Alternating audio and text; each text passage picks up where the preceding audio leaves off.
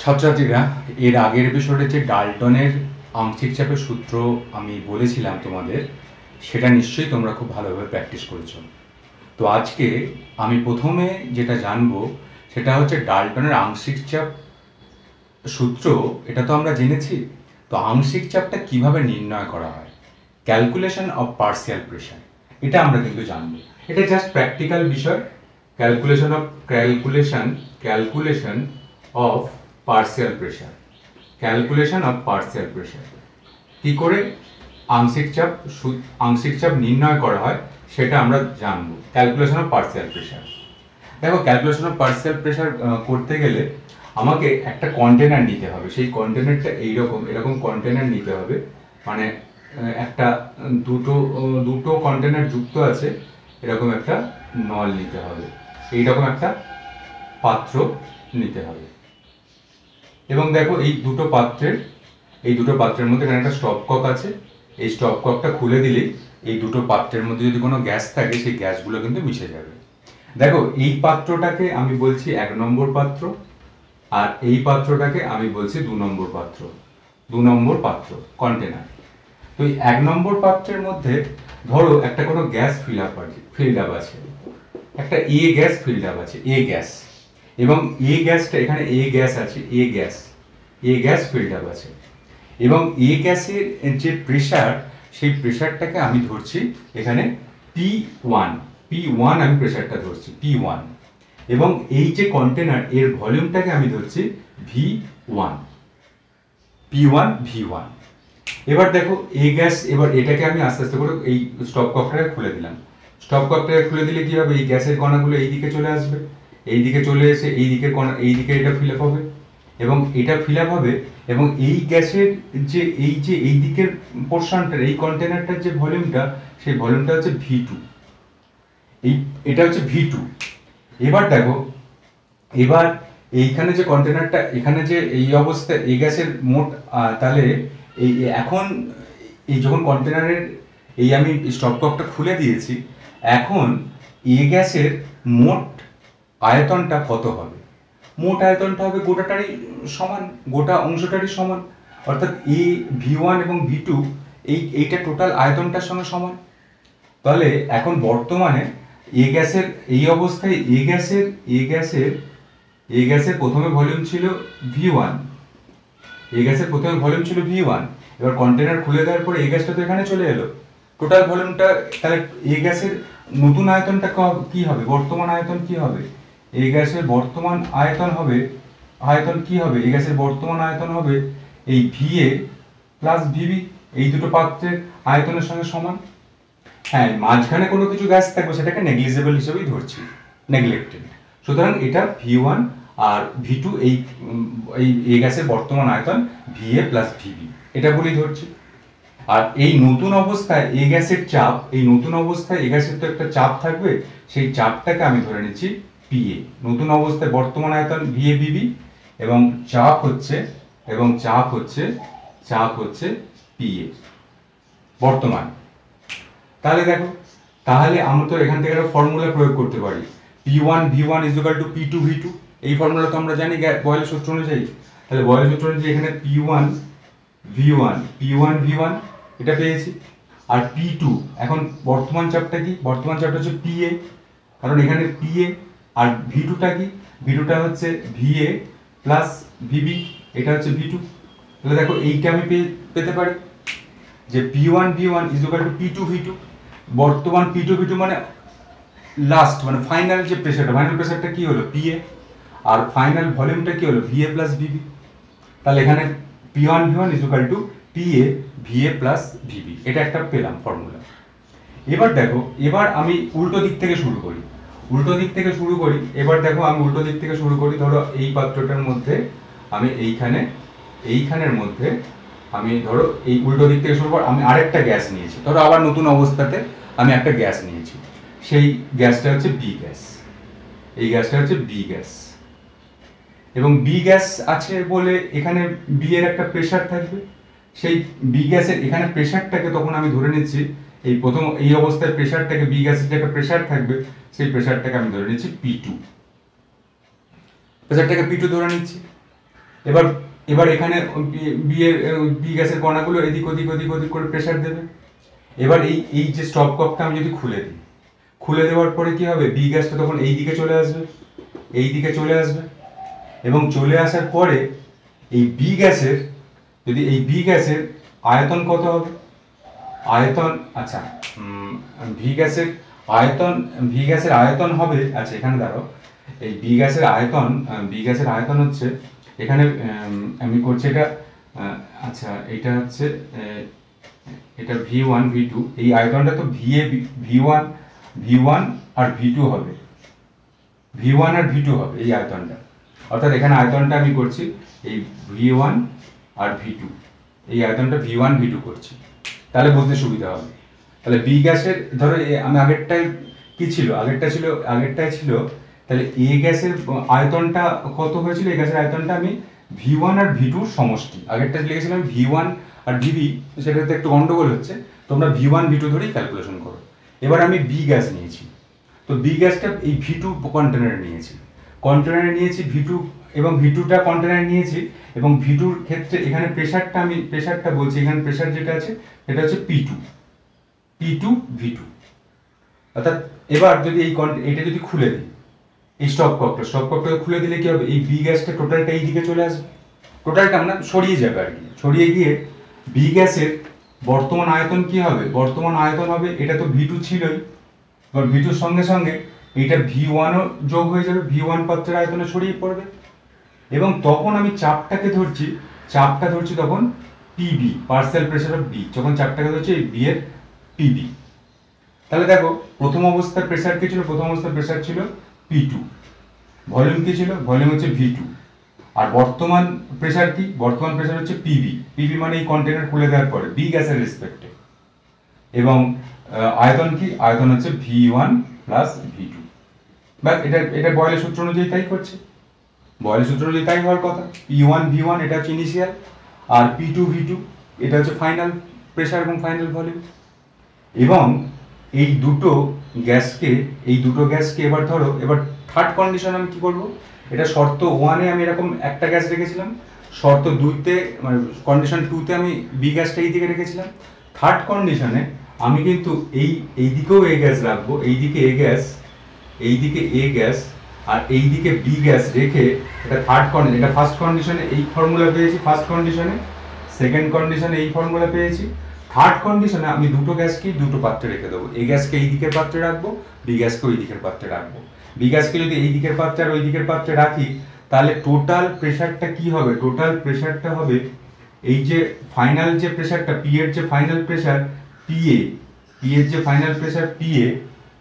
আর মানে এ এর যে ফাইনাল প্রেসারটা সেটা PA ছিল, আর বি এর ফাইনাল প্রেসার কি, PB ছিল, এই PA এবং PB এর যোগফলটা হবে টোটাল প্রেসার, এটাই তো হবে। যদি দুটো গ্যাসের মিশ্রণকে রেখে দিই, তাহলে এ গ্যাসের ফাইনাল প্রেসার কি ছিল, ছিল PA, বি গ্যাসের ফাইনাল প্রেসার কি ছিল, ছিল PB, এই দুটো যোগফলই হচ্ছে টোটাল প্রেসার। এবং PA প্লাস PB, এবার PA প্লাস PB কে তুমি কিভাবে নেবে দেখো, এখানে PA টা যদি রেখা আসে, তাহলে PA টাকে এখানে রেখে দিয়ে বাদ বাকিটাকে উল্টো দিয়ে করে দাও, P1 V1 by V1 plus V2 হয়ে গেল। আর এই দিকে যদি PB করো, তাহলে এইদিকে PB টাকে রেখে দিয়ে এইটাকে বাদ বাকিটাকে এক জায়গায় আনো, P2 V2 by V1 plus V2। দেখো এইভাবেই আমরা কিন্তু গ্যাসের আংশিক চাপটা এখানে দেখো এই এখানে যেটা হয়েছে, আচ্ছা P1 V1 plus P2 V2, P1 V1 plus P2 V2, P1 V1 by V1 plus V2, ঠিক আছে, P2 V2 by V1 plus V2। তো দেখো এইভাবেই কিন্তু আমরা আস্তে আস্তে করে এইখানের ক্ষেত্রে এই PA এবং PB এই পার্সিয়াল প্রেসারগুলো আমরা কিন্তু এই ক্ষেত্রে দেখো এই PA PBটার মানটা কিন্তু আস্তে আস্তে করে আমরা কিন্তু গ্যাসের আংশিক চাপটা নির্ণয় করে নিতে পারবো। কারণ নির্ণয় করে নিতে পারবো মানে কি, এখান থেকে এই P এর মানটা P1 V1 by V1 V2, এটা টোটাল জিনিসটা পেলেই হয়ে যাবে, এবং টোটাল প্রেসারটা আমরা পেয়ে যেতে পারবো। টোটাল প্রেসারটা হচ্ছে P, টোটাল প্রেসারটা হচ্ছে এইটা, আর টোটাল প্রেসার হচ্ছে এইটা, টোটাল প্রেসার। আর আমরা আগের বারের ফর্মুলাতে কি বলেছিলাম, যে পার্সিয়াল প্রেসার নির্ণয় করতে গেলে কি করতে হয়, partial pressure is equal two সেই গ্যাসের মোল ভগ্নাংশ ইন্টু টোটাল প্রেশার। টোটাল প্রেশারটা হচ্ছে এইটা, টোটাল প্রেশার হচ্ছে এইটা, আর মোল ভগ্নাংশ বার করে নিলেই সেই মোল ভগ্নাংশের সঙ্গে টোটাল প্রেশারটা গুণ করে দিলেই আমরা কিন্তু সেই গ্যাসের আংশিক চাপটা বার করে নিতে পারবো। এই হচ্ছে একটা একটা কন্ডিশন, অর্থাৎ একটা প্র্যাকটিক্যাল ল্যাবের একটা ব্যাপার। এই ল্যাবের দিয়েই কিন্তু আমরা এটা আংশিক চাপটা নির্ণয় করতে পারি। এটা একদম টোটালি প্র্যাকটিক্যাল, থিওরিটিক্যাল পোর্শনটা, থিওরিটিক্যালটা এটা তোমাদের জাস্ট বোঝানোর জন্য আমি বোর্ডে এঁকে বললাম। এটা প্র্যাকটিক্যাল জিনিস, দেখো এই জিনিসটা কতটা আশা করছি তোমরা বুঝতে পারবে। এবার আমরা একটা নতুন টপিকে চলে যাব, সেই টপিকটা হচ্ছে গ্যাসের ব্যাপন ও ছিদ্র ব্যাপন। গ্যাসের ব্যাপন ও ছিদ্র ব্যাপন নিয়ে একটা নতুন টপিকে আমি যাব, যে গ্যাসের ব্যাপন এবং ছিদ্র ব্যাপন। তো ডিফিউশন অ্যান্ড ইফিউশন, দেখো আমরা নতুন টপিকে যাব, টপিকটা খুব সোজা, গ্যাসের ব্যাপন এবং ছিদ্র ব্যাপন। তো আমরা যেটা টপিকটা যাবো সেটা হচ্ছে গ্যাসের ব্যাপন। গ্যাসের ব্যাপন, ব্যাপন মানে কি? Diffusion, diffusion, diffusion, diffusion and effusion, diffusion and effusion, effusion, effusion মানে হচ্ছে ছিদ্র ব্যাপন, ইফিউশন অফ গ্যাস। ডিফিউশন মানে ব্যাপন আর ইফিউশন মানে ছিদ্র ব্যাপন। এখন ব্যাপন ব্যাপারটা কি? ব্যাপন ব্যাপারটা তোমরা জানো যে গ্যাসের অণুগুলোর গতি কিন্তু খুব খুব খুব গতিসম্পন্ন। গ্যাসের অণুগুলোর গতিসম্পন্ন এবং গ্যাসের অণুগুলোর মধ্যে কিছু আন্তঃনবিক একটা ফাঁক রয়ে যায়। তাহলে আন্তঃনবিক ফাঁক রাখার জন্য গ্যাসের অণুগুলো যদি খুব গতিসম্পন্ন হয়, তাহলে কিন্তু একটা গ্যাস অন্য গ্যাসের ওই আন্তঃনবিক ফাঁকের মধ্যে কিন্তু ঢুকে যেতে পারে, ঢুকে গিয়ে সে কিন্তু চারিদিকে ছড়িয়ে যেতে পারে। এই জন্যই কিন্তু ব্যাপন ক্রিয়াটা ঘটে। যেমন ধরো কোনো একটা ঘরের মধ্যে যদি কোনো একটা ধূপ জ্বালিয়ে দাও, তাহলে ধূপ জ্বালিয়ে দিলে সেই সুগন্ধটা কিন্তু চারিদিকে ছড়িয়ে পড়ে। কেন ছড়িয়ে পড়লো? ওই ধূপের মধ্যে যে গ্যাসটা আছে সেই গ্যাসটা বায়ুর মধ্যে মিশে গিয়ে বায়ুর সঙ্গে সঙ্গে চারিদিকে কিন্তু ছড়িয়ে পড়ছে। বা হাইড্রোজেন সালফাইড, একদম বাজে গন্ধ, পচা ডিমের মতো গন্ধবিষ্ট গ্যাস। হাইড্রোজেন সালফাইড গ্যাস যদি তুমি কোনো ঘরের এক কোনায় যদি রেখে দাও বা এক কোনায় রেখে দিলে চারিদিকে গন্ধে ভরে যাবে। কেন ভরে যাবে? কারণ H2S গ্যাসের ব্যাপন ধর্মের জন্য। H2S গ্যাসের অণুগুলোর একটা তীব্র গতি আছে এদিক ওদিক করে। সেই অণুর গতির জন্য ওই বায়ুর মধ্যে যে উপাদানগুলো আছে, যে গ্যাসগুলো আছে, সেই গ্যাসের মধ্যে কিছু আন্তঃনবিক ফাঁক আছে। এই ফাঁকের মধ্যে H2S গ্যাসের অণুগুলো ঢুকে গিয়ে চারিদিকে কিন্তু ছড়িয়ে যেতে পারে। এইভাবেই কিন্তু ব্যাপনের সৃষ্টি হয়। তো এই ঘটনাটাকে আমরা বলবো ব্যাপন। এবং ব্যাপন যদি সংজ্ঞা তুমি বলো বা ডিফিউশন, যে ধর্মের জন্য দুই বা ততোধিক গ্যাস তাদের ঘনত্ব বা আণবিক ভর নির্বিশেষে বাহ্যিক কোনো সাহায্য ছাড়াই স্বতঃস্ফূর্তভাবে মিশ্রিত হয়, তাকেই আমরা গ্যাসের ব্যাপন বলব। নিশ্চয়ই বুঝতে পারলে? তাহলে ছিদ্র ব্যাপনটা কি? দেখো, ছিদ্র ব্যাপন ব্যাপারটা একদম বোঝার জন্য যেটা আমরা তোমাদের একদম বলবো সেটা হচ্ছে, দেখো কোনো যদি বেলুন, তো বেলুনের যে বাইরের যে রাবারটা হয়, বেলুনের দিকটা, বেলুন তো একটা রাবার জাতীয় পদার্থ থাকে, সেই বেলুনের বাইরের দিকের রাবারটা হচ্ছে একটা পোরাস, অর্থাৎ একটা ছোট ছিদ্রযুক্ত, মানে পোরাস, সেটা হচ্ছে পোরাস। পোরাস মানে তার মধ্যে ছোট ছোট ছিদ্র আছে। সেই কারণে বেলুন দেখবে, বেলুনের মধ্যে তো গ্যাস থাকে, হাইড্রোজেন বা হিলিয়াম এরকম কোনো গ্যাস থাকে। তো হাইড্রোজেন বা হিলিয়াম গ্যাসটা ওখানে কিন্তু বায়ুর যে চাপ, ওখানে কিন্তু যে হাইড্রোজেন হিলিয়াম গ্যাসের যে চাপটা ওই বেলুনের মধ্যে কিন্তু বেশি থাকে, বেলুনের ভেতর আর কি। আর বাইরের কিন্তু বায়ুমণ্ডলের চাপটা কিন্তু সেক্ষেত্রে কম থাকে। এবং তুমি এটা নিশ্চয়ই খেয়াল করে দেখেছো যে বেলুন রেখে দেওয়ার পরে 5-6 ঘন্টা রেখে দেওয়ার পরে বেলুন কিন্তু ছোট হয়ে যায়। কেন ছোট হয়ে যায়? কারণ ওইখানে যে হোল ছিল, একটা সূক্ষ্ম ছিদ্র ছিল ওই বেলুনের প্লাস্টিকের পদার্থের, ওটা তো পোরাস মানে ছিদ্রযুক্ত বলে বেলুনের ভেতর বেশি চাপে রক্ষিত যে গ্যাস, সেই গ্যাসটা, আর বাইরে তো কম চাপের, বায়ুমণ্ডলে তো কম চাপে রক্ষিত গ্যাস আছে, তাহলে বেশি চাপে রক্ষিত গ্যাস ওই ছিদ্রের মধ্যে দিয়ে আস্তে আস্তে করে কিন্তু বাইরের দিকে বেরিয়ে আসলো। এবং বাইরের দিকে বেরিয়ে আসলো এবং ছিদ্রের মাধ্যমে, মাধ্যমে, ছিদ্র মানে খুব বড় ছিদ্র হবে তা তো নয়, ছোট ছিদ্র হতে পারে, সেই পোরাস বা পোরের মাধ্যমে কিন্তু আস্তে আস্তে করে বাইরের দিকে বেরিয়ে চলে এলো এবং বেলুনটা কিন্তু আস্তে আস্তে করে ছোট হয়ে গেল। এই যে ঘটনা, এই ঘটনাটাকে আমরা বলবো ছিদ্র ব্যাপন, যার ইংলিশ নাম হচ্ছে ইফিউশন। অর্থাৎ যদি কোনো ছিদ্রের মধ্য দিয়ে এই ঘটনা ঘটে, ব্যাপন প্রক্রিয়াটা, তাহলে তাকে আমরা বলবো ছিদ্র ব্যাপন। এবং তোমার এখানে যেটা সংজ্ঞা দিয়েছে সেই বইয়ের সংজ্ঞাটা অনুযায়ী বলছি, যে প্রক্রিয়ায় কোনো আবদ্ধ পাত্রে রক্ষিত গ্যাস পাত্রের দেওয়ালে উপস্থিত সূক্ষ্ম ছিদ্রের মধ্য দিয়ে নিম্নচাপ অঞ্চলে নিঃসৃত হয় তাকে ছিদ্র ব্যাপন বলে। ক্লিয়ার? একদম সংজ্ঞাটা ব্যাপন এবং ছিদ্র ব্যাপন ব্যাপারটা একই। ব্যাপনটা হলে কোনো ছিদ্রের ব্যাপার না, ব্যাপনটা হলে চারিদিকে মিশে যায়, আর ছিদ্র ব্যাপন হলে একটা ছিদ্রের মধ্য দিয়ে চারিদিকে মিশে যায়। এটাই হচ্ছে ব্যাপন আর ছিদ্র ব্যাপনের মধ্যে পার্থক্য, সূক্ষ্ম পার্থক্য। জাস্ট কনসেপ্টটা নেবে। এবার আমরা যেটা করবো সেটা হচ্ছে গ্রাহামের গ্যাস ব্যাপন সূত্র। তো বিজ্ঞানী গ্রাহাম এই ব্যাপন সংক্রান্ত একটা সূত্র দেন, যেটা গ্রাহামের গ্যাস ব্যাপন সূত্র নামে পরিচিত। গ্রাহাম ব্যাপন সংক্রান্ত একটা সূত্র দেন, যেটা বিজ্ঞানী গ্রাহামের গ্যাস ব্যাপন সূত্র নামে পরিচিত। তো গ্যাস ব্যাপন সূত্র, গ্রাহামের গ্যাস ব্যাপন সূত্র, তার ব্যাপন ডিফিউশন। গ্রাহাম বলছেন ডিফিউশনের তো ব্যাপনের একটা হার আছে। হার মানে কি? রেট। অর্থাৎ প্রতি সেকেন্ড সময়ে রেট কাকে বলে? রেট কি? রেট বা স্পিড কাকে বলে? Anything change with respect to time. যে কোনো জিনিসের any quantity, change of quantity with respect to time is called rate. যে কোনো জিনিসের সময়ের সাপেক্ষে যে পরিবর্তন, সেটাই হচ্ছে তার রেট। তাহলে এখানে যদি আমি ব্যাপনের হার খুঁজি, ব্যাপনের হার, তাহলে ব্যাপনের হার বলতে কি বোঝায়? ব্যাপনের হার বলতে বোঝায় যে প্রতি সেকেন্ড সময় কত পরিমাণ গ্যাসটা ব্যাপিত হচ্ছে, এটা হচ্ছে ব্যাপনের হার, রেট।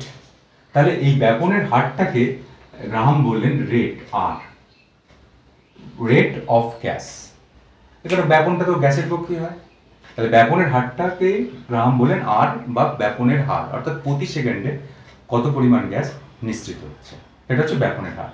এবং গ্রাহাম বললেন যে এই হারটা অর্থাৎ ব্যাপনের যে হারটা, ব্যাপনের হারটা গ্যাসের যে ঘনত্ব আছে সেই ঘনত্বের বর্গমূলের ব্যস্তানুপাতিক। এটা হচ্ছে ডি ফর কি? ডি ফর হচ্ছে density, D for density of A gas. তো এইটাই কিন্তু গ্রাহাম বলেছেন যে নির্দিষ্ট উষ্ণতায় ও চাপে, এখানে কিন্তু ফিক্সড টেম্পারেচার, এখানে ফিক্সড কি হবে? Fixed temperature and pressure. নির্দিষ্ট উষ্ণতায় ও চাপে কোনো গ্যাসের ব্যাপনের হার গ্যাসটির ঘনত্বের বর্গমূলের ব্যস্তানুপাতিক। ক্লিয়ার? এবার দেখো, এটাকে যদি এই সমানুপাতিক চিহ্নটা যদি আমি তুলে দিই, তাহলে R is equal to K by root D. K হচ্ছে একটা কনস্ট্যান্ট, কে আমরা কি বলবো? এটাকে আমরা বলবো একটা কনস্ট্যান্ট, ধ্রুবক। কে হচ্ছে একটা কনস্ট্যান্ট, সমানুপাতিক ধ্রুবক। তাহলে এই হচ্ছে গ্রাহামের গ্যাস ব্যাপন সূত্রের গাণিতিক রূপ। এবং দেখো, এরপর যদি আমরা দুটো গ্যাসের ক্ষেত্রে তুলনাটা করি, ধরো একটা গ্যাসের ধরো আমার কাছে দুটো গ্যাস আছে। এই দুটো গ্যাস কি? দুটো গ্যাস হচ্ছে এ এবং বি। এই দুটো গ্যাস আমার কাছে আছে এবং এ গ্যাসের ডেনসিটি কত? এ গ্যাসের ডেনসিটি আমি ধরছি ডিএ। আর বি গ্যাসের ডেনসিটি কত? বি গ্যাসের ডেনসিটি আমি ধরছি ডিবি। ধরলাম। তাহলে আমি যদি এই গ্রাহামের গ্যাস ব্যাপন সূত্র এ গ্যাসের ক্ষেত্রে প্রয়োগ করি, তাহলে কি হবে? এই ফর্মুলা অনুযায়ী আর এ, আমি স্পেসিফিক করে দিচ্ছি, আর এ ইজ ইকুয়াল টু, এই ধ্রুবকটা একই থাকছে, কে বাই রুট ডেনসিটি অফ এ, এইটা। এবার যদি বি এর ক্ষেত্রে যদি প্রয়োগ করি, কি হবে? আর বি গ্রাহামের গ্যাস ব্যাপন সূত্র ইজ ইকুয়াল টু ধ্রুবকটা একই by density root over density of B, ঘনত্বের বর্গমূলের ব্যস্তানুপাতিক।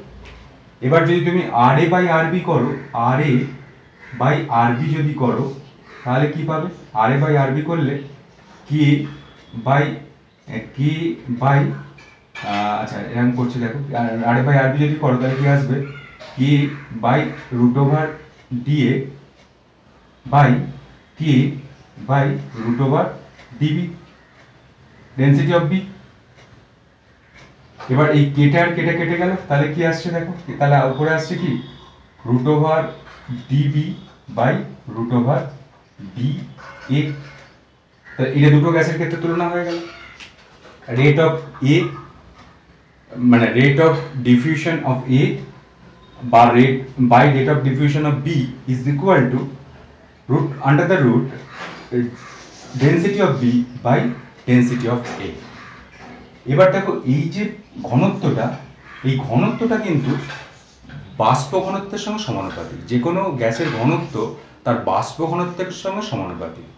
এবং বাষ্প ঘনত্বটা কি তোমরা নিশ্চয়ই জানো যে হাইড্রোজেনের সাপেক্ষে বাষ্প ঘনত্ব মাপা হয়। তো এই ঘনত্বটা বাষ্প ঘনত্বের সঙ্গে সমানুপাতিক। তাহলে বাষ্প ঘনত্বের সঙ্গে সমানুপাতিক যদি হয় তাহলে আমরা কি বলতে পারি? বাষ্প ঘনত্বের সঙ্গে যদি সমানুপাতিক হয় তাহলে আমরা বলতে পারি যে দেখো এই ডি প্রপোর্শনাল টু বড় হাতের ডি, মানে এই ডিটা হচ্ছে ঘনত্ব আর বড় হাতের ডি হচ্ছে বাষ্প ঘনত্ব, ভেপার ডেনসিটি, বাষ্প ঘনত্ব। এটা হচ্ছে বাষ্প ঘনত্ব। বাষ্প ঘনত্ব ঘনত্বের সঙ্গে সমানুপাতিক হয়। তাহলে এই ডিবি এটাকে আমি কিন্তু করতে পারি যে বড় হাতের ডি দ্বারাও কিন্তু রিপ্লেস করতে পারি। অর্থাৎ এটা কিন্তু এরকমও হতে পারে √ বড় হাতের D B by D A, এটাও করতে পারি বড় হাতের D B by D A. এবার দেখো এই ডি বাষ্প ঘনত্ব = m/2, কারণ এটা আমরা করেছি আণবিক গুরুত্বের অর্ধেক হচ্ছে বাষ্প ঘনত্ব, m = 2d।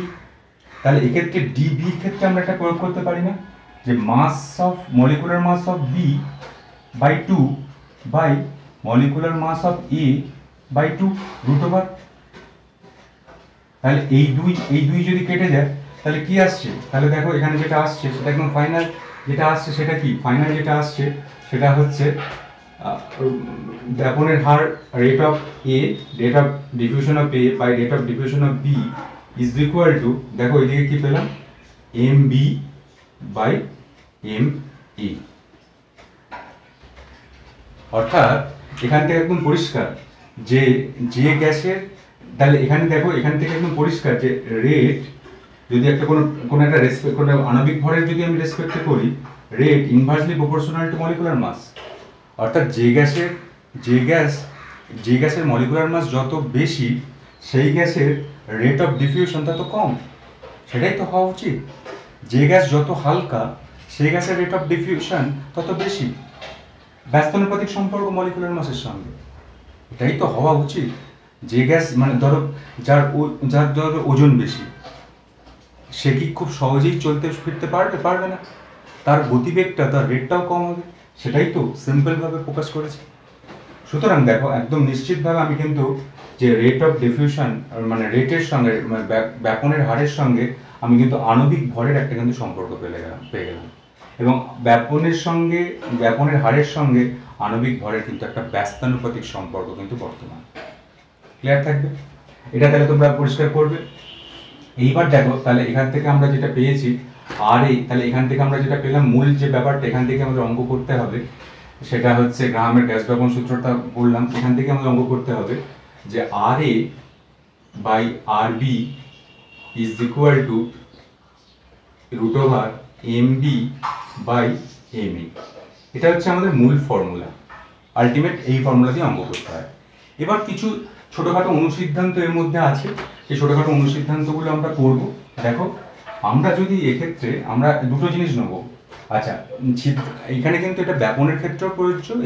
এই নিয়মটা গ্রাহামের গ্যাস ব্যাপন সূত্রটা ব্যাপনের ক্ষেত্রেও প্রযোজ্য, ডিফিউশনের ক্ষেত্রেও প্রযোজ্য, ইফিউশনের ক্ষেত্রেও প্রযোজ্য। অর্থাৎ ব্যাপন ছিদ্র ব্যাপন উভয়ের ক্ষেত্রেই প্রযোজ্য হবে। গ্রাহামের গ্যাস ব্যাপন সূত্র কোনো পার্সিয়ালিটি নেই, সবার ক্ষেত্রেই প্রযোজ্য হবে। এবং বলছে যে এখানে আমরা করব একটা জিনিস করব যে ছিদ্রব্যাপিত গ্যাসের আয়তন, ছিদ্রব্যাপিত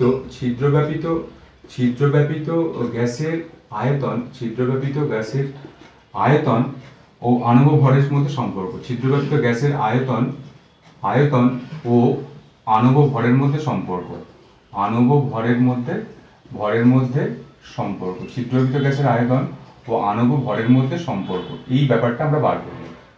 দেখো এক্ষেত্রে আমরা কি করব? এক্ষেত্রে আমরা ধরে নেব, দেখো এক্ষেত্রে আমরা ধরে নেব যে দুটো গ্যাস তোমার কাছে আছে, একটা হচ্ছে RA আর একটা হচ্ছে RB।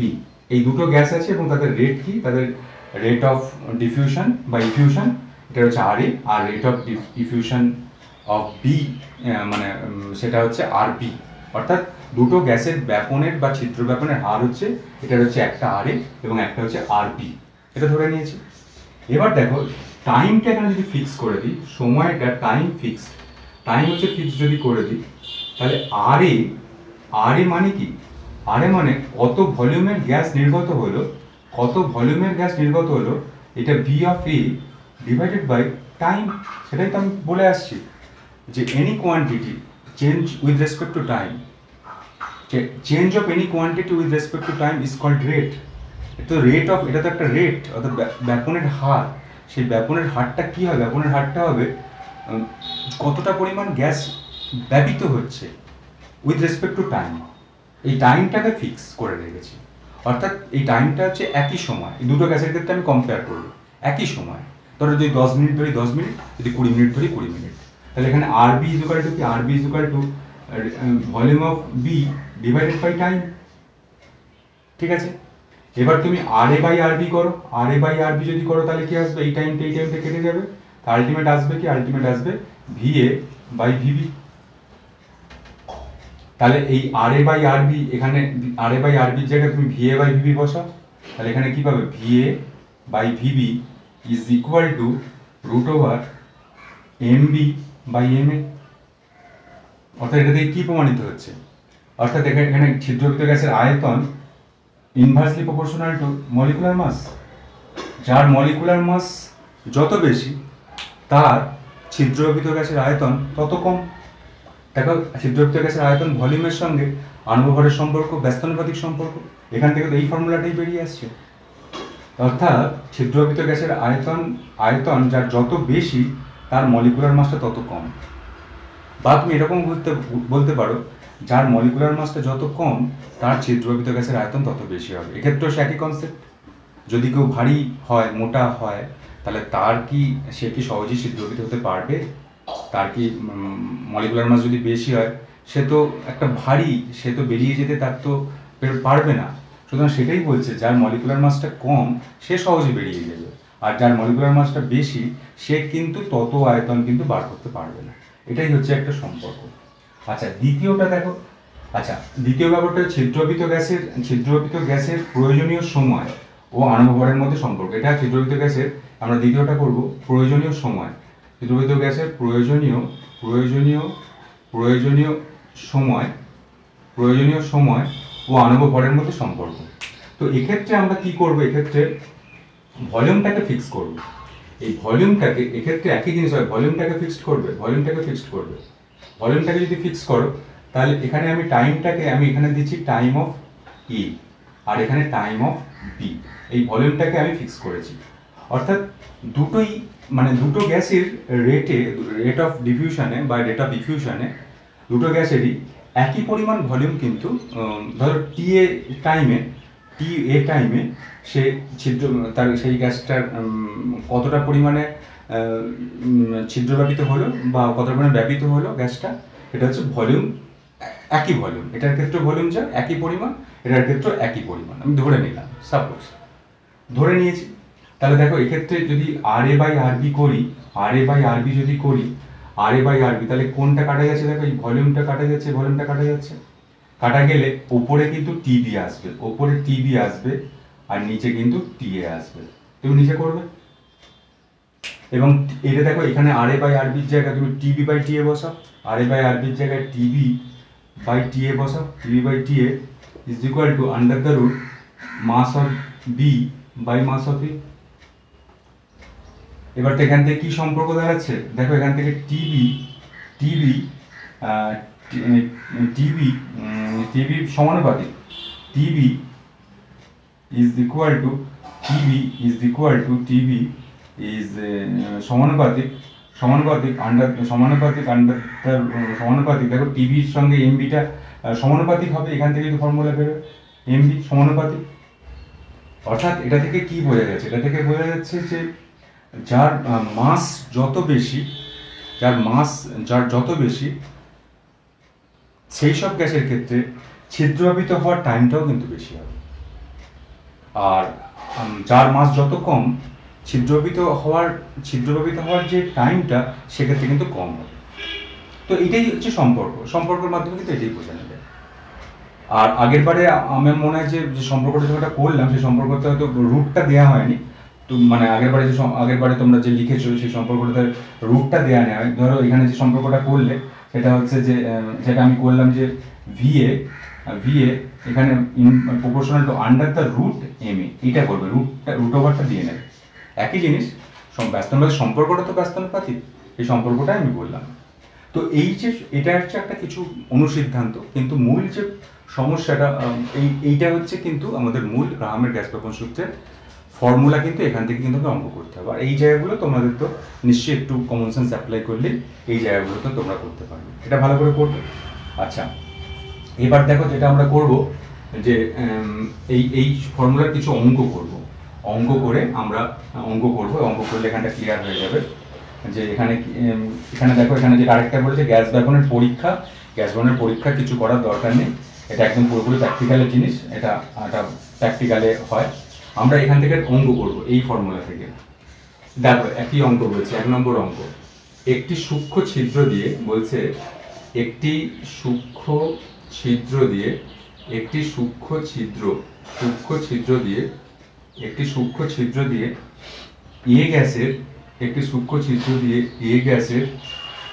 গ্যাসের 432 ml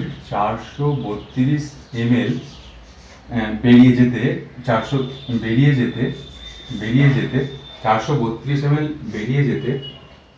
বেরিয়ে যেতে সময় লাগে 36 মিনিট। আচ্ছা, এবং বি গ্যাসের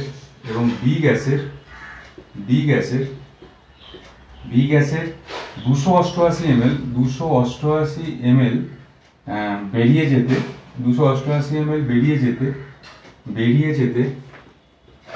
সময় লাগে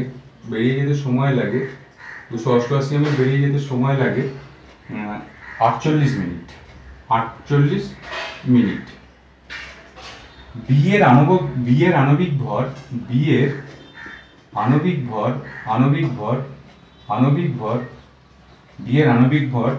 64 গ্রাম পার মোল হলে এর আণবিক ভর কত? এই অঙ্কটা তোমাকে দিয়েছে, বলছে যে একটি সূক্ষ্ম ছিদ্র দিয়ে এই গ্যাসে 432 ml বেরিয়ে যেতে সময় লাগে 36 মিনিট, বি গ্যাসে 288 ml বেরিয়ে যেতে সময় লাগে 48 মিনিট। বি এর আণবিক ভর 64 গ্রাম পার মোল হলে এর আণবিক ভর কত? একদম জাস্ট এই ফর্মুলায় বসাবো, RA by RB is equal to √MB by MA, এই ফর্মুলা। দেখো এখানে রেট অফ ই, অর্থাৎ আমি প্রথম যে গ্যাসটাকে ধরছি এ গ্যাস, এখানে এ গ্যাসের রেট কত, রেট অফ ডিফিউশন কত পরিমাণ বেরিয়েছে, ভলিউম কত পরিমাণ বেরিয়েছে 432, কত সময় বেরিয়েছে 36 মিনিট, 432/36, এটা রেট হয়ে গেল 432। রেট অফ এ ডিফিউশন রেটটা কত 432/36, এবং এক্ষেত্রে এটা যেটা দাঁড়াবে সেটা হচ্ছে 12 ml পার মিনিট। আমি বললাম change of any quantity with respect to time is called rate. এটাতে কিসের চেঞ্জ হচ্ছে? ভলিউমটা কতটা বেরোচ্ছে, কত সময়, সেটাই তো রেট। আর বি কত হবে? রেট অফ বি দেখো বলে দেওয়া আছে, কত বেরিয়েছে 288 ml, কত সময়ে 48 মিনিট। তাহলে এখানে 288 ডিভাইডেড বাই 48, এটাতে কি আসবে? এটাতে আসবে 6 ml পার মিনিট, আর বি হয়ে গেল। এবার দেখো বি এর আণবিক ভর মানে এমবি, এটা কত বলে দিয়েছে? এটা 64 বলে দেওয়া আছে, 64। তাহলে এখানে বার করতে হবে এম এ, এটা সমান কত বার করতে হবে। সিম্পল ক্যালকুলেশন বসিয়ে দাও, আর এর জায়গায় বসাবে 12, আর বি কত 6, আর এমবি কত, এমবি 64, আর এম এ এটা বার করতে হবে। ঠিক আছে, এবার দেখো 12/6 এখানে কত 2 ইজ ইকুয়াল টু 64/MA, এটা। এবার কি করে ক্যালকুলেশন করবো? এই ক্যালকুলেশনটা তোমাদের নিজেদেরই করতে হবে। স্কোয়ার করে দাও, এটা যদি স্কোয়ার করি আর এটাকে যদি স্কোয়ার করি তাহলে কি আসছে? দুটোকে যদি স্কোয়ার করি তাহলে দুটো আসছে, দেখো এখানে 2 দুগুণে 4 আসছে, আর এটা 64/MA, 64/MA এর রুটওভারটা উঠে যাবে স্কোয়ার করে দিলে। তাহলে MA ইজ ইকুয়াল টু কি হবে? MA ইজ ইকুয়াল টু 64/4, তাহলে 64/4 মানে কি 16 গ্রাম পার মোল, 16 গ্রাম পার মোল। তাহলে এর আণবিক ভর কত? এর আণবিক ভর হচ্ছে 16 গ্রাম পার মোল। অর্থাৎ গ্যাসটা কি হবে? কার আণবিক ভরটা 16? অক্সিজেন নয় কিন্তু, অক্সিজেনের পারমাণবিক ভর 16। কার আণবিক ভর 16? কোন গ্যাসের? মিথেন। অর্থাৎ গ্যাসটা কিন্তু মিথেন। মিথেনের আণবিক ভর কিন্তু 16, কার্বনের 12 আর হাইড্রোজেনের 4 করে 16। তাহলে এখানে উত্তর হবে 16 গ্রাম পার মোল, 16 গ্রাম পার মোল, অর্থাৎ আণবিক ভরটা হচ্ছে 16 গ্রাম। তো এই হচ্ছে অঙ্ক। তো এইখান থেকে একদম নিশ্চিত অঙ্ক করো। দ্বিতীয় নম্বর একটা অঙ্ক দেখো, আরেকটা অঙ্ক করি এখান থেকে। দ্বিতীয় অঙ্কটা আমরা করবো, দেখো এখান থেকে একদম সেম অঙ্ক, একদম একই, যে একটি গ্যাসের আণবিক ভর, দুটি গ্যাসের বলছে দুটি গ্যাসের আণবিক ভর যথাক্রমে, দুটি গ্যাসের আণবিক ভর যথাক্রমে, দুটি গ্যাসের আণবিক ভর যথাক্রমে 64 ও 100 গ্রাম পার মোল, 64 ও 100 গ্রাম পার মোল। প্রথমটির ব্যাপনের হার 15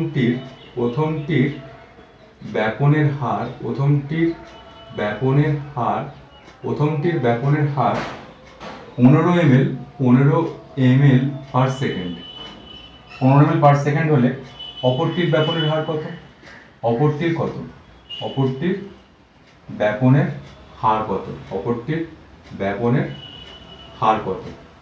হার কত? এই অঙ্কটা তোমাকে চেয়েছে করতে। একদম সোজা ইজি অঙ্ক। এরকম অঙ্ক যদি পড়ে যায় লাকিলি তোমাদের পক্ষে ভালোই হবে, উত্তর একদম বার করা খুব সোজা। RA/RB is equal to mass of A, mass of B by mass of A। এবার দেখো এখানে RAটাকে তুমি বসাও। RAটাকে হচ্ছে প্রথমটির ব্যাপনের 15 ml, তাহলে 15 ml আমি বসিয়ে দিচ্ছি। আর অপরটির ব্যাপনের হারটা বার করতে হবে, RBটা আমি বার করব। আর এটার রেসপেক্টে দেখো এখানে MA, এই MA প্রথমটির ভর কই? প্রথমটির ভর 64, তাহলে এখানে MA এটা 64 হবে। আর দ্বিতীয়টা কত? দ্বিতীয়টা হচ্ছে 100, এটা 100 হলো। তাহলে এখানে RB 15/RB is equal to 100/64 মানে কি আসবে? 10/8 আসবে। তাহলে RB is equal to কি হবে? RB is equal to 15 into 8 divided by 10। এবার 5 দিয়ে কাটো, 3 5 15, 5 দিয়ে কাটো 5 2 10, 4 দিয়ে কাটো 4, তাহলে কত হচ্ছে? 3 4 12 ml। তাহলে RB is equal to 12 ml per second. তাহলে এইটাই হচ্ছে বি গ্যাসের অন্যটির মানে অপরটির মানে বি গ্যাস আমি ধরে নিচ্ছি, বি গ্যাসের ব্যাপনের হচ্ছে 12 ml পার সেকেন্ড। কোনো কঠিন নেই, ভালো করে করবে। আর এখান থেকে আমরা যেটা করব এবার হয়েই গেছে। তো লাস্ট আমাদের টপিক আজকে, যে গ্যাসের ব্যাপন আর ছিদ্র ব্যাপনের ব্যবহার। দেখো গ্যাসের ব্যাপন আর ছিদ্র ব্যাপনের ব্যবহার আমরা কিন্তু এই অঙ্কের মাধ্যমে কিন্তু আমরা করে দিতে পারলাম। দেখো অঙ্কের মাধ্যমে কি ছিল, প্রথম যে অঙ্কটা করলাম, প্রথম অঙ্কটা যেটা আমরা করলাম, যে প্রথম অঙ্কটাতে ছিল যে দুটো গ্যাসের ব্যাপনের হার ছিল, দুটো গ্যাসের ব্যাপনের হারটা বার করে নিলাম আমরা। দুটো গ্যাসের ব্যাপনের হার যদি দেওয়া থাকে, দুটো গ্যাসের ব্যাপনের হার, আর একটা গ্যাসের যদি আণবিক ভরটা দেওয়া থাকে, তাহলে অন্য গ্যাসের আণবিক ভরটাও কিন্তু আমরা বার করতে পারবো। অর্থাৎ এটা কম্পেয়ার করে আমরা অন্য গ্যাসের আণবিক ভরটা বার করতে পারবো এই ফর্মুলা থেকে। এটা কিন্তু গ্রামের গ্যাস ব্যাপন সূত্র একটা বড় ব্যবহার, এবং এটা হলো। এবার দেখো দ্বিতীয় যে ব্যবহারটা হচ্ছে, তাহলে প্রথম ব্যবহারটা বুঝতে পারলে যে ব্যাপনের ব্যবহারটা কি। ব্যাপন ও ছিদ্র ব্যাপনের ব্যবহারের মধ্যে আমি করছি এটা, যে ব্যাপন ও ছিদ্র ব্যাপনের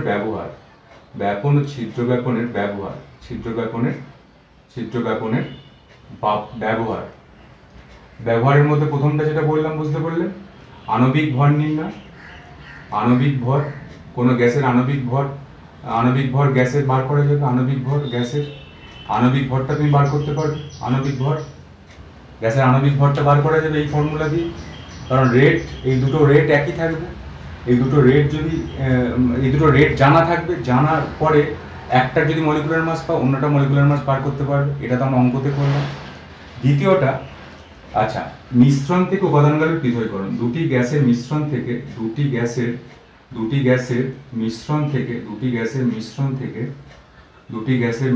থেকে উপাদানগুলির পৃথকীকরণ। উপাদানগুলির, দুটি গ্যাসের মিশ্রণ থেকে উপাদানগুলির পৃথকীকরণ। দুটি গ্যাসের মিশ্রণ থেকে উপাদানগুলির পৃথকীকরণ। দেখো দুটো গ্যাস তোমার মিশে আছে, দুটো গ্যাস।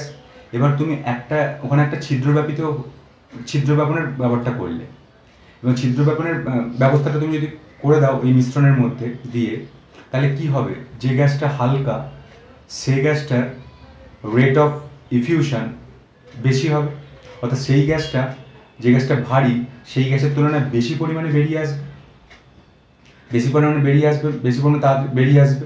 এইভাবে বারবার ধরে ওই এফিউশন প্রক্রিয়াটাকে, অর্থাৎ ছিদ্রবান প্রক্রিয়া যদি সম্পন্ন হয়, তাহলে বারবার ধরে হালকা গ্যাসটাই বেশি পরিমাণে করে বেরিয়ে আসবে, আর ভারী গ্যাসটা বেশিরভাগটাই কিন্তু কন্টেনারের ভেতরে রয়ে যাবে। ভেতরে যদি রয়ে যায় আর হালকা গ্যাসটা যদি বাইরে বেরিয়ে আসে আর ভারী গ্যাস যদি ভেতরে রয়ে যায়, তাহলে দুটো গ্যাসের উপাদানগুলির পৃথকীকরণ হলো কিনা বুঝতে পারলে কি বললাম। একটা কন্টেনারের মধ্যে দুটো গ্যাস আছে, দুটো গ্যাসের নিশ্চয়ই আণবিক ভর আলাদা আলাদা, এবং ওখানে তুমি একটা ছিদ্র ব্যাপনের ব্যবস্থা করলে। ছিদ্র ব্যাপনের মধ্যে ব্যবস্থা করলে ছিদ্রব্যাপিত গ্যাসের আয়তন কার বেশি হবে, হালকার না ভারীর? অবশ্যই হালকার হবে, কারণ এখানেই তো বলছে হালকা গ্যাসের আণবিক ভরের সঙ্গে ব্যাপনের হারটা ব্যস্তানুপাতিক সম্পর্ক। গ্যাসের আণবিক ভরটা যার যত কম, তার ব্যাপনের হারটা তত বেশি। অর্থাৎ ছিদ্রব্যাপিত গ্যাসের মধ্যে যেটা হালকা গ্যাস সেটা খুব বেশি পরিমাণে থাকবে আর ভারী গ্যাসটা কম পরিমাণে থাকবে। এইভাবে বারবার ধরে তুমি যদি ছিদ্রব্যাপন প্রক্রিয়াটা সম্পন্ন করো, তাহলে হালকা গ্যাসটা বাইরে বেরিয়ে যাবে আর ভারী গ্যাসটা ওই ভেতরেই রয়ে যাবে। তাহলে দুটি গ্যাসের মিশ্রণ থেকে উপাদানগুলি পৃথকীকরণ নিশ্চয়ই সম্ভব ব্যাপনের সাহায্যে। আর তৃতীয়টা হচ্ছে খনিতে মার্স গ্যাসের উপস্থিতি নির্ণয়। 3 নম্বর হচ্ছে খনিতে মার্স গ্যাসের উপস্থিতি নির্ণয়। মার্স গ্যাস খুব বিষাক্ত গ্যাস, জানো নিশ্চয়ই। খনিতে মার্স গ্যাসের উপস্থিতি নির্ণয়। মার্স গ্যাস মানে কি? উপস্থিতি নির্ণয়। মার্স গ্যাস মানে হচ্ছে মিথেন গ্যাস, তোমরা জানো। তো মিথেন গ্যাসের আণবিক ভরটা কিন্তু খুবই কম। আণবিক ভরটা কম বলতে অন্যান্য গ্যাসের রেসপেক্টে মিথেন গ্যাসের আণবিক ভরটা কত? মিথেন গ্যাসের আণবিক ভর হচ্ছে 16। আর যেসব তোমার গ্যাস থাকে, অক্সিজেন, নাইট্রোজেন, এসে আণবিক ভরটা কিন্তু এর থেকে বেশি। হাইড্রোজেন বা হিলিয়ামের এর থেকে কম, ঠিক আছে, মিথেনের থেকে কম, কিন্তু অক্সিজেন, নাইট্রোজেন কিন্তু এর থেকে বেশি। এবার তোমার খনির মধ্যে, তাহলে যেহেতু আণবিক ভরটা মিথেনের কম, সেহেতু এদের কিন্তু ব্যাপিত হওয়ার সম্ভাবনাটা বেশি। আর ব্যাপিত হওয়ার সম্ভাবনা যদি মার্স গ্যাসের বেশি হয়, তাহলে একটা খনিতে মার্স গ্যাসের উপস্থিতি বোঝাবার জন্য যে বিপদ সংকেত জ্ঞাপক যে বৈদ্যুতিক ঘন্টা যে ব্যবহার করা হয়, সেই ঘন্টাটা হচ্ছে অটোমেটিক একটা ঘন্টা। সেই ঘন্টাতে যদি ওই মিথেন গ্যাসটা, যদি সেন্সার লাগানো থাকে সেই ঘন্টার মধ্যে, সেই ঘন্টাতে যদি মিথেন গ্যাসটা যদি চলে আসে, তাহলে কিন্তু সেই ঘন্টাটা বেজে যাবে এবং সতর্ক হওয়া যাবে। এটা তো ব্যাপনেরই একটা ব্যবহার। অন্য গ্যাসগুলোও তো আসতে পারতো, যদি ধরো এই মিশ্রণের মধ্যে, এই মিথেনের মিশ্রণের মধ্যে মার্স গ্যাসের সঙ্গে কি অক্সিজেন, নাইট্রোজেন এরকম কোনো গ্যাস মিশ্রিত, কার্বন ডাইঅক্সাইড গ্যাস মিশ্রিত আছে, তাহলে কোন গ্যাসটা আগে বেরোবে? অক্সিজেন, নাইট্রোজেন, কার্বন ডাইঅক্সাইড আর মিথেনের মধ্যে কোন গ্যাসটা আগে ব্যাপিত হবে? ব্যাপিত হবে ছিদ্রব্যাপিত। ওই বিপদ ব্যাপক যে ঘন্টা, সেখানে কিন্তু একটা ছিদ্র ব্যাপনের একটা কিন্তু ব্যবস্থা করা দেওয়া থাকে। কোন গ্যাসটা আগে ছিদ্রব্যাপিত হবে? মিথেন গ্যাসটা, কারণ তার আণবিক ভরটা সব থেকে কম। আর আণবিক ভরটা যদি সব থেকে কম, তাহলে মিথেন গ্যাসটা ছিদ্রব্যাপিত হবে প্রথমে। মিথেন গ্যাসটা যদি ছিদ্রব্যাপিত হয়, তাহলে বিপদব্যাপক ঘন্টাটা সহজেই কিন্তু বেজে উঠলে তখন যে মানুষটি ওই খনির গর্ভে গেছে, সেই খনি গর্ভে উপস্থিতিতে মিথেন গ্যাসের উপস্থিতি বোঝা যাবে। মিথেন গ্যাসের উপস্থিতি বোঝা গেলে সেই মানুষটা আরও বেশি সতর্ক হয়ে যাবে এবং প্রিকশনমূলক কিছু ব্যবস্থা গ্রহণ করতে পারবে। তো এইটাই ব্যাপনের একদম রিয়েলিস্টিক যে ইউজ, সেই বাস্তব জীবনে যে সেই ইউজটা কিন্তু আমরা বললাম। তো ভালো করে এটা পড়বে। গ্যাস ব্যাপন, গ্রাহামের গ্যাস ব্যাপন সূত্র, ব্যাপন কাকে বলে, ছিদ্রব্যাপন কাকে বলে, জাস্ট কনসেপ্টটা, গ্রাহামের গ্যাস ব্যাপন সূত্র, এই ফর্মুলাটা কিভাবে এলো এটা ভালো করে করবে। এখান থেকে কিন্তু নিউমেরিক্যালও পড়তে পারেন পরীক্ষায়। এটা করে ভালো করে প্র্যাকটিস করো। এরপরে আমরা কাইনেটিক থিওরি অফ গ্যাস, অর্থাৎ ATG, kinetic theory of gas নিয়ে আলোচনা করবো এরপরের এপিসোডে থেকে। এটা ভালো করে আজকে যেটা করলাম ভালো করে প্র্যাকটিস করো। আজকে এই পর্যন্তই। এরপর নতুন ভিডিও নিয়ে আমি আসছি। ধন্যবাদ।